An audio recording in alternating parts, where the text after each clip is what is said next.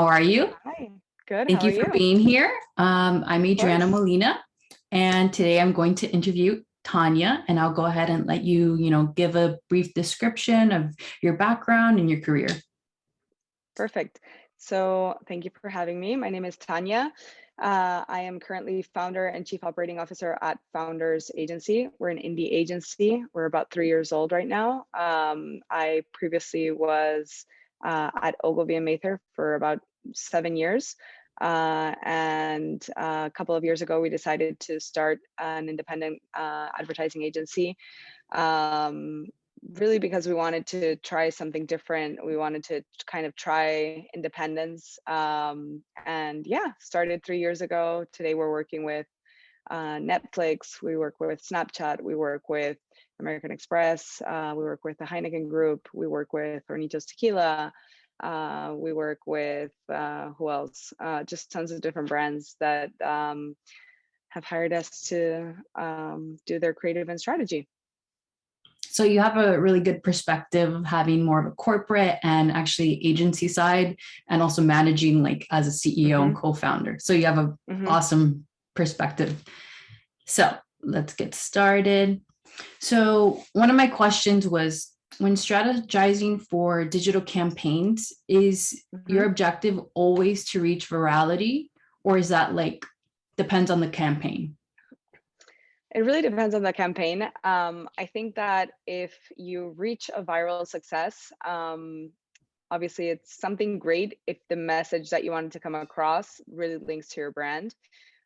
So we've had a few campaigns that have become viral, and it's obviously a huge brand awareness moment for the brand. But you have to figure out how much it's building to your long-term goal of that brand. So I wouldn't say it's like the only measure of success or the only measure that we have for a campaign. Some campaigns don't really even have that objective. More so, maybe increase sales, increase clicks, increase website visits, whatever it is. Um, and sometimes you get a viral moment and it's not for the reason that you want. So that's something Right. to consider as well. You have to put it on the table. Like, why am I getting that viral moment? Is it because the message was so good that people are sharing it, or is it because there was something that was just funny or attractive of it that made people want to share it? But I think definitely in the era that we live today, engagement and how much we share something are huge measures of success for a campaign. Absolutely, absolutely. And let's say you do achieve that virality. How do you utilize that or capitalize that going forward with future campaigns? Um, it's really difficult because once you achieve that virality for a brand, that brand is going to say, "Oh, I want the next one. I want the same thing to happen the next time," or and it's there's no way to know if something's going to become like a viral hit. Like there's no measure. There's certain things that you can say, okay, uh, you know, if you do this or that, might be more shareable, but like there's no really handbook that says, "Oh, that's going to become viral." So it's impossible to know. I think the other challenge is also other brands usually measure you against like your previous work that you did for another brand, and they're like, "Oh, I want that," and like we get that all the time, that they're like, "Oh, Yeah. we want that happened for that brand," and we're like, "Okay, like what are your brand goals? Like what is your story? What can you share?" Because it's not necessarily something that you can kind of achieve each time. Also, achieving that kind of like viral success requires an idea that is really ballsy, and not many clients will approve those sorts of ideas. Mm, So I've also had lots of clients that say, "Oh, we want like a viral success," but then you bring them like things that are more on the like polarizing side, and they won't approve them. So we're like, yeah. well, it's going to be harder. So it's always trying to like um, do something that's better than what you did before, but that's also building towards the same goal. Right. Yeah. It's difficult. I'm sure some brands think it's like a cookie cutter, like copy and paste, when Totally. it's not. Every company is unique, and their, image and perspective is completely unique. And it's very difficult to try to recreate something for them. Totally, totally. So when companies offer an open bid or for a campaign, how should marketers approach it? Should they approach it based on compensation, or if they have creativity of freedom, or just because they want to work with that brand? So at Founders, we have kind of a 3-point rule about what pitches we go into or what RFPs we accept. So one is the brand going to add value to our portfolio? Like, is the brand recognizable? Is it going to be a fun brand to work on? Who the client is? So that's the one thing. So that I would call like fun. Then we look at fame. So like, will that client bring us fame? Like, is it going to be something that allows us to win awards? Is it something that allows us to do something that is going to have earned media, PRable? And then the third one I would say is finance. So the 3 F's. So Of the course. third one, yeah, the third one I would definitely say is like, okay, what are the financials behind this winning this pitch? Because any agency that participates in pitches knows that you have to allocate so many resources to actually win a pitch. And sometimes, for example, for us, for Netflix, it was about a 3-month period of pitching Oh, and going wow. back and forth for a global pitch. And like, it's investing all these resources and you don't really know if anything's going to come of it really. So you go through different stages and you move forward and it's like, oh, now it's down to 2 agencies. So you're like, oh, really excited. Now it might be us. But then you have like 2 more months of stages and then you finally win and it's all worth it.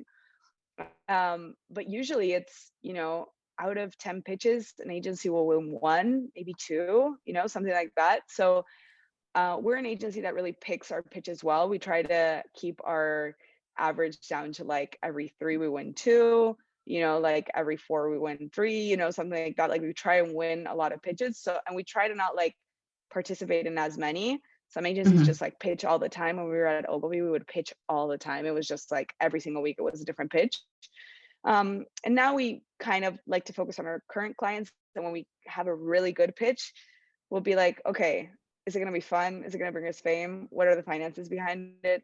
Does it meet all 3? Does it meet 2 out of 3? Let's do it. And we decide as a team always, we kind of look at each other and we're like, should we do this? Should we not? And more times than not, like it ends up being like a huge thing that is amazing. Like Snapchat was a huge pitch that we won and we were like, we celebrated for a month, I think, after winning that pitch. Like, so yeah, that's pretty much. That's awesome. So it's definitely like a collaborative decision when taking on a pitch, right? 100%. Like at Founders, we really like to make decisions between our whole team. Like it's not just going to be me and my business partner, Checha, who's going to be working on the pitch. It's going to be our whole team. So like if we're in the middle of a lot of other work at the agency and it's going to require extra work from all of us, we feel like it's, better to just put it on the table and say, hey, we got called to this opportunity. This is how we feel. Sometimes I'll say no. Checha will be like, yes, we have to do it. And then we're like, let's just open it to a vote. Like, what does the rest of the team feel like? Like, should we do this? Should we not? Like, are we tired? Do we feel like we could win it? Like, it also comes down to chance. We don't really participate in pitches where there's more than 3 agencies. There's lots of RFPs that get open to like 10 agencies. And like, we really don't like to participate in those like really large pitches because it's not as personal. We really like to keep pitches like as personal as possible. Like, do we know the client personally? Why were we called to the pitch? Do they know us? Do they know our work? Or are we just a number that they have to fill because procurement asked them to bring in 10 agencies to pitch? So Right. we try and so yeah, we make the decision as a team. And usually we're all in agreement by the end of the conversation and we go for it. And pitches can be fun, can be like there's like an adrenaline rush of pitching. We didn't pitch for the first 4 months of this year because we just made an agency decision to rest and work on our current work that we had. Yes. And then like it was May and like a couple of our team members were like, I'm like itching for a pitch. Like, do we have anything? Like, should we pitch? And now we're pitching something. So everybody was like excited that we were pitching again. So definitely like a democratic vote over here Oh yeah, of founders. for sure. We like to keep it that way. Speaking of, working so closely with so many people in this industry, it's very collaborative. Have you ever been in a situation that you didn't like someone's, strategy behind a campaign, or you thought it was completely wrong, or you disagreed, and how did you handle that?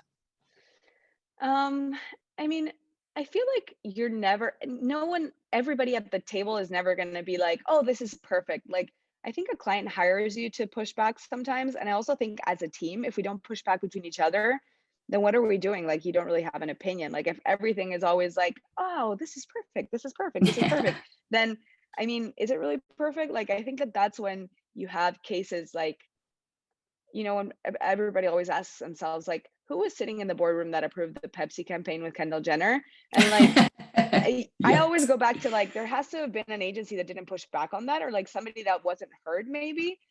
Because I feel like it's strange that nobody would have said something like, Hmm. with the amount of people that would have seen that. It kind of feels like somebody has to say if they don't agree. So I always think it's like, if your client respects your opinion and you respect your client and you have that open relationship and communication, you're always going to feel comfortable to say like, hey, I don't think this is the right strategy for the brand, or I don't think this is the right direction. Um, how can we help you to fix it? Or like, how can we fix it? Because maybe it's something that we brought to the table and it's just not working.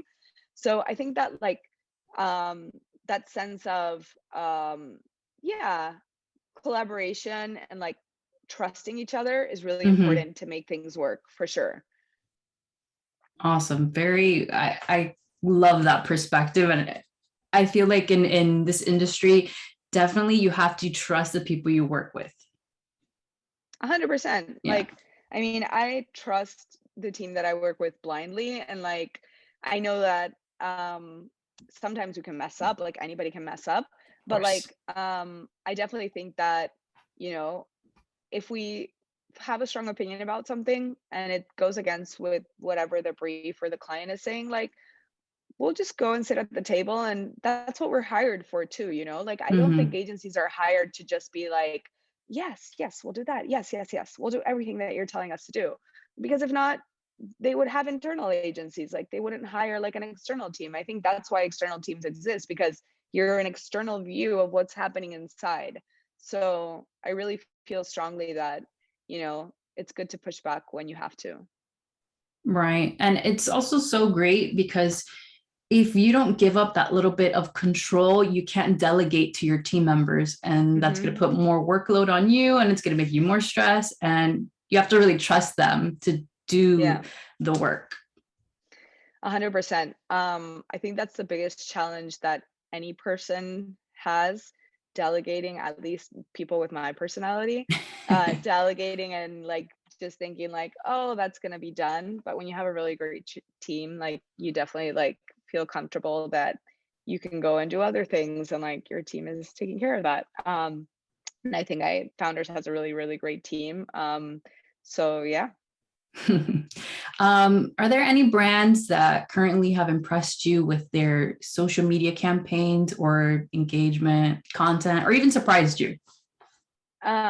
So since since we've been working with a new tequila brand, we've been looking at like what other tequila brands are doing, and like we have a shared group on Instagram with all our agency that is called like kind of references and things that we think are cool, and like every day we're just sharing with each other like content that other brands are doing, and like right now like there's just one brand that everybody's sharing there constantly, which is haha tequila.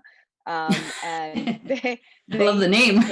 yeah, they literally, we keep saying like they clearly don't have a legal team, because they jump in on every pop culture thing that is happening in the funniest way. Like they'll jump in on like a new Netflix series launch. They'll jump in on like, and everything like it's very like properly linked back to the brand, to like the tequila drinking moment. Um, but they're just so like inappropriate that it's pretty funny. And like we can't really believe that like a brand would actually do it, but like they're viral. Like every like all the time I'm getting like from friends and they're like sharing these Instagram haha posts, and I'm like, they're doing something really well and they probably have zero budget. So it makes me really jealous, because they obviously have like just like a really good community manager who is just like cracking up and like posting crap.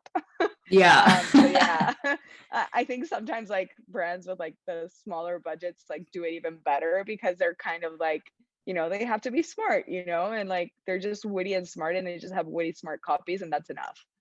Yeah, that totally reminds me of Wendy's and Oh, totally. That's Duolingo. my other They example. Both of them. Yeah. yeah.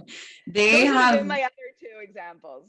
they have managed to not be like scared to engage on social media with like their consumers and people, and like not be afraid to be edgy, which I find so surprising and refreshing for such a big company, to be Yeah, honest.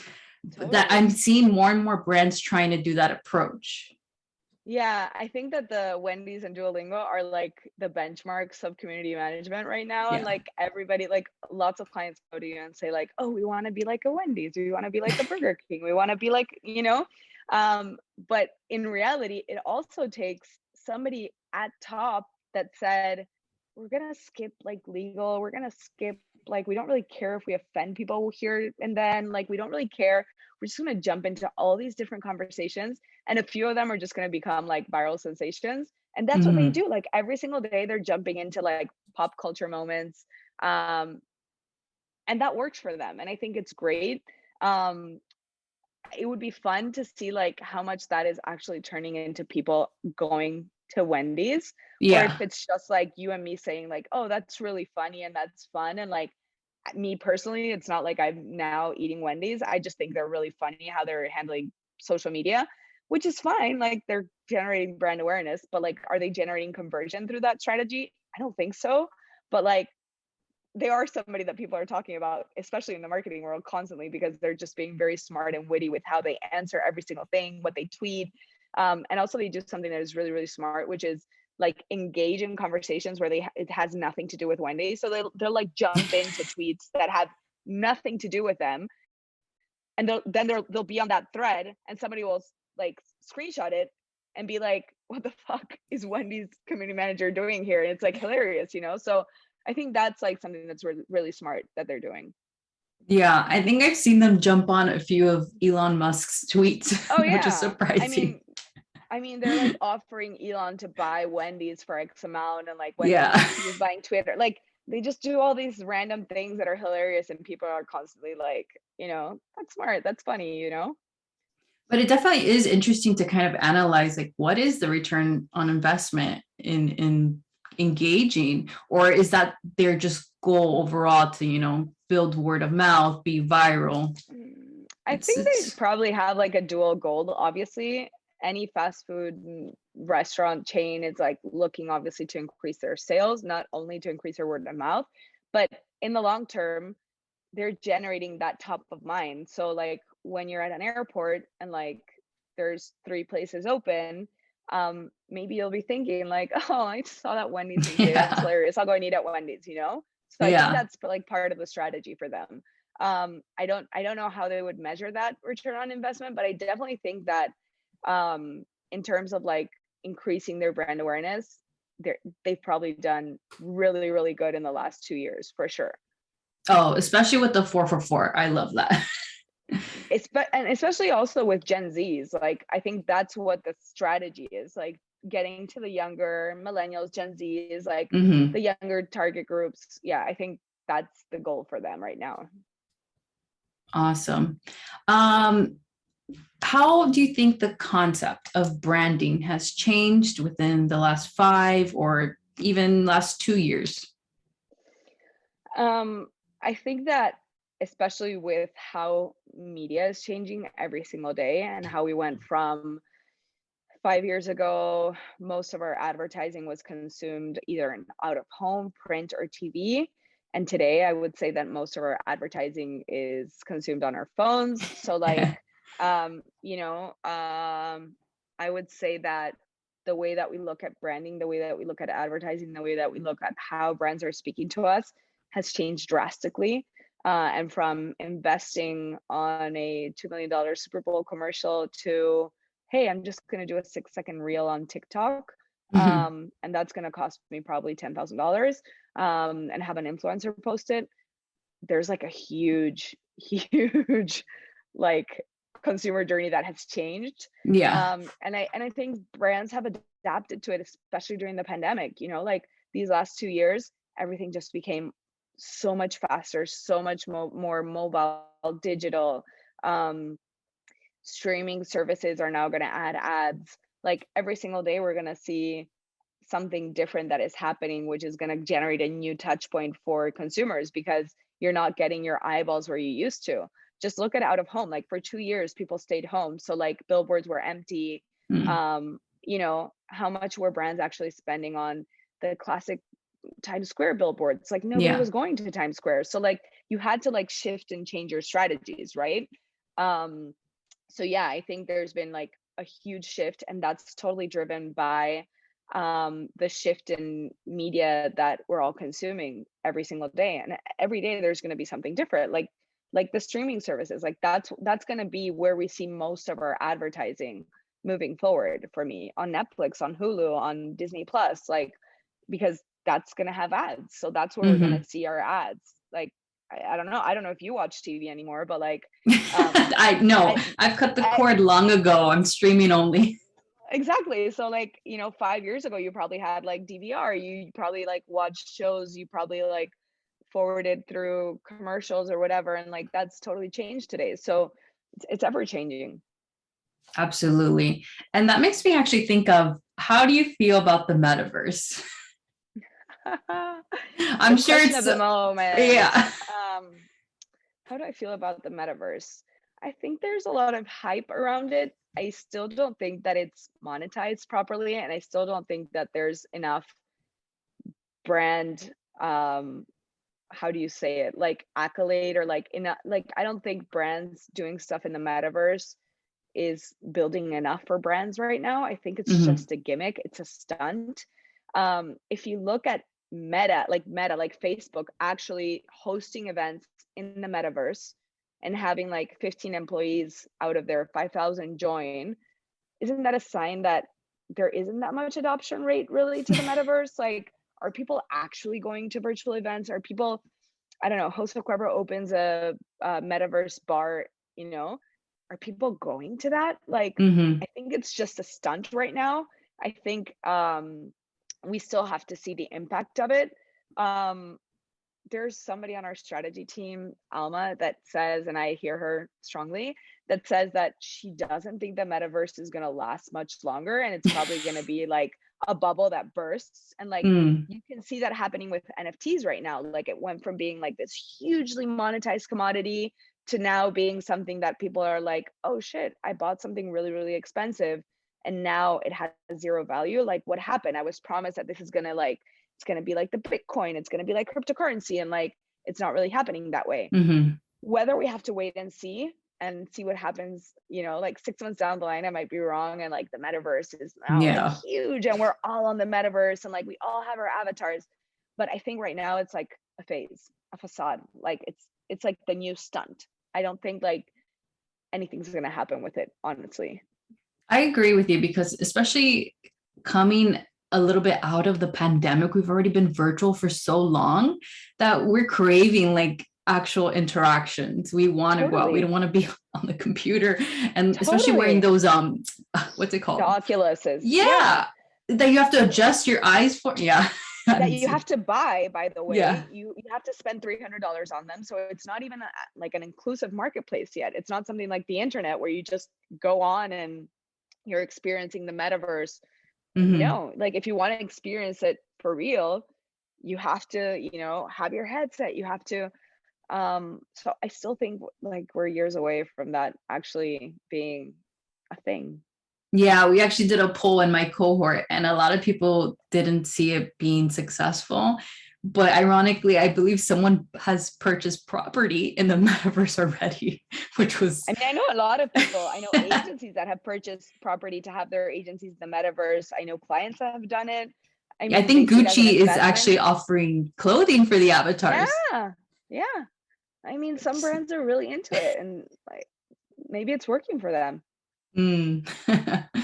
um, so, do you think companies and marketers should always strive to make original content, or capitalize on trends, or like recycle? I think it has to be a balance between all three. Like brands don't have enough budget to like only create original content. And I also think like a key to their success is jumping in on pop culture trends and what people are talking about.